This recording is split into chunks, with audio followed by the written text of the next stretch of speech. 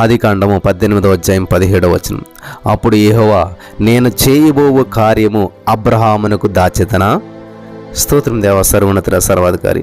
ఈ సమయంలో ఈ యొక్క వాక్యాన్ని ధ్యానిస్తూ ఉండగా నాతో మాతో మాట్లాడి ప్రతి వారికి వినగల చెవి, గ్రహించగలది అనుగ్రహించి, విత్తబడిచిన వాక్యం వ్యర్థం కాకుండా ప్రతి హృదయంలో నాటబడి ఫలించి 30, 60, 100 విస్తరించమని యేసు నామములో 100 పంట వరకు ఇచ్చినందుకు వందనం చెల్లిస్తూ ప్రార్థించి నమ్మి పొందుకుని ఉన్నాం తండ్రి. ఆమేన్. హల్లెలూయా. చాలా అద్భుతమైనటువంటి సంఘటన. దేవుడు అబ్రహాముతో అంటున్నాడు అబ్రహాముకి, నేను చెప్పకుండా ఎలా చేస్తాను అంటే, అబ్రహాము దేవుడికి స్నేహితుడిగా పిలువబడ్డాడు. హల్లెలూయా. ఏదన్నా విషయం స్నేహితునికి చెప్పకుండా ఎవరైనా చేస్తారా? చేయరు.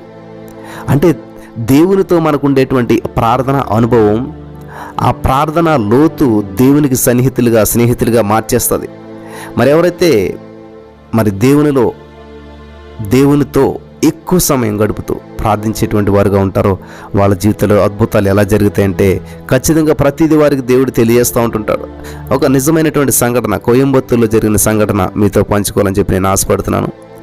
కోయంబత్తూరులో ఒక పరిశుద్ధుడైనటువంటి దైవ సేవకుడు, దేవునికి పరిచర్య చేసేటువంటి వాడు.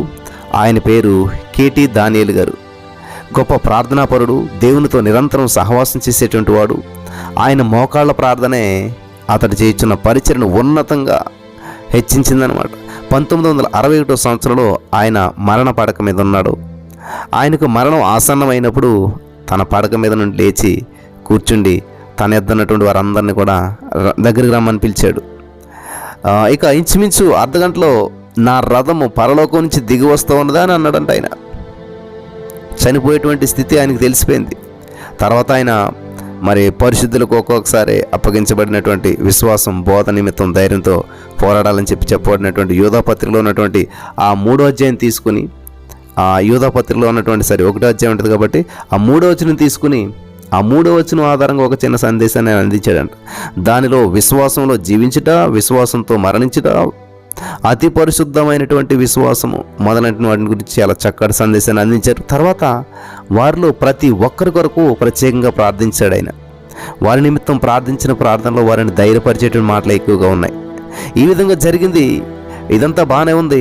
ఆయన చెప్పాడు, ఇక ఇంచుమించు అర్ధగంటలో నా రథం పరలోకం నుంచి వస్తుందని చెప్పి ఈ లోపల ఈ ప్రసంగం ఇవన్నీ చేసేసరికి అయిపోవచ్చింది టైము. అప్పేమిటి ఆయన, ఇక 10 నిమిషాల్లో నా రథం వస్తుంది అని చెప్పి ఆయన పలుకుతూ ఉన్నాడు. తన పడక మీద పడుకున్నాడు. తర్వాత కొంచెంసేపు మళ్ళీ 5 నిమిషాలే ఉంది కాబట్టి ఇక 5 నిమిషాలు మాత్రమే కలదు అన్నాడు ఆయన. అంతే, ఆయన అలా బెడ్ మీద పడుకున్నాడు. ఆయన చెప్పిన రీతిగానే 5 నిమిషాలు గడిచిన తర్వాత వెంటనే ఆయన జయప్రదంగా ప్రభు యొక్క మహిమలో ప్రవేశించాడు. అంటే చనిపోయారు, శరీరాన్ని విడిచిపెట్టి వెళ్ళిపోయాడు, ఆయన ఆత్మ వెళ్ళిపోయాడు.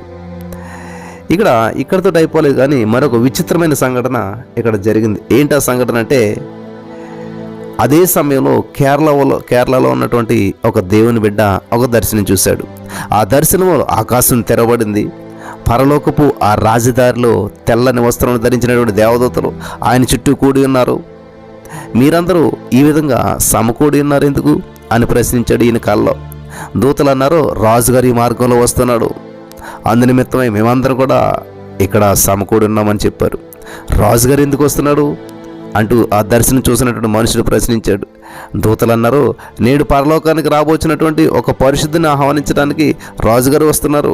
రాజుగారు ఇక్కడికే వస్తున్నారు, రాజుగారే వస్తున్నారు. ఒక పరిశుద్ధుడు వస్తున్నాడు కాబట్టి ఆయనకు ఆహ్వానం చెప్పడానికి రాజుగారే వస్తున్నారు అని చెప్పి అన్నాడు. ఇంకా ఆలస్యం కాకమునిపై ఆ పరలోక వాయిద్య బృందం ఆ యొక్క మంగళగీత నలుదిక్కులకు వినబడసాగింది. మహారాజు యేసుక్రీస్తు ప్రభువు ఒక రథంలో వస్తున్నాడు. మరోవైపు నుంచి బంగారుమయమైనటువంటి రథంతో ఒక పరిశుద్ధుడు వస్తూ ఉన్నాడు.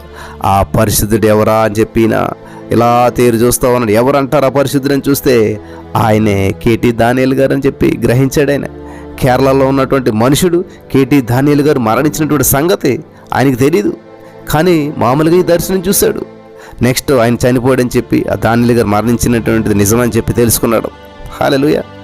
పాస్టర్ గారు నా రథం వస్తున్నది అని చెప్పినటువంటి ప్రకారమే ఆ సహోదరుడు కూడా బంగారుమయమైనటువంటి ఆ ఒక రథంలో ఆయన పరలోకానికి స్వాగతం చేయబడేట దర్శనంలో స్పష్టంగా చూశాడు. హల్లెలూయా.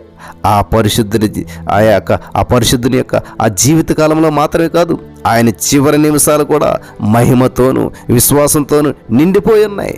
నా ప్రియమైనటువంటి సహోదరి స్నేహితులారా, నీవు కూడా దేవునితో అటువంటి సహవాసం కలిగి ఉంటే మహిమకరమైనటువంటి ధన్యత పొందుకుంటాం మనం కూడాను. కాబట్టి ఎక్కువ దేవుని సన్నిధిలో గడిపేటువంటి వారికి, మోకరించి ప్రార్థించేటువంటి వారికి మోకాళ్ళు నల్లబడతాయంట. ఆ మోకాళ్ళు నల్లబడినప్పుడే ఒక పరిశుద్ధిని ముఖం తెల్లబడుతుంది. మోకాళ్ళు నల్లబడితేనే ముఖం తెల్లబడుతుంది. జాగ్రత్తగా గమనిస్తున్నారా? మోకాళ్ళు నల్లబడితేనే ముఖము తెల్లబడుతుంది. కాబట్టి నువ్వెంతగా ప్రార్థించేటువంటి వ్యక్తిగా ఉంటే అంత మిస్టరీస్ని చూడగలుగుతావు. నువ్వెంతగా ప్రార్థించి ప్రభు సన్నిధిలో ప్రభుకు దగ్గరగా ఉండేటువంటి వ్యక్తి అయితే ప్రభు ఆలోచనను గ్రహించగలుగుతావు. హల్లెలూయా. నీకు బ్రైట్ ఫ్యూచర్ ఉండాలంటే, నీ జీవితం అద్భుతంగా ఉండాలంటే, నీ జీవితం ఆనందంగా ఉండాలంటే, ప్రతిదీ నీకు తెలియాలంటే, ప్రతిదీ నీ జీవితంలో మరి నీకు బయలుపరచబడాలంటే మోకాళ్ళు నల్లబడితే నీ ముఖము తెల్లబడుతుంది. అంటే ఎక్కువగా ప్రార్థించే వారి భవిష్యత్తు మంచిగా ఉంటుందని అర్థం అన్నమాట. మోకాళ్ళు నల్లబడినప్పుడే నీ ముఖం తెల్లబడుతుంది. కాబట్టి ఇక నుంచి ప్రతి వారు దేవునికి సన్నిధిలో కనెక్ట్ అయ్యండి. ఎల్లప్పుడూ కూడా ఈ యొక్క ఎర్లీ మార్నింగ్ 3:30 నుంచి 4:50 వరకు జరుగుతున్న ప్రేయర్లో ఎడతెగకుండా ఉండటానికి కృప చూపించి నడిపించి బలపరచును గాక. ఆమేన్.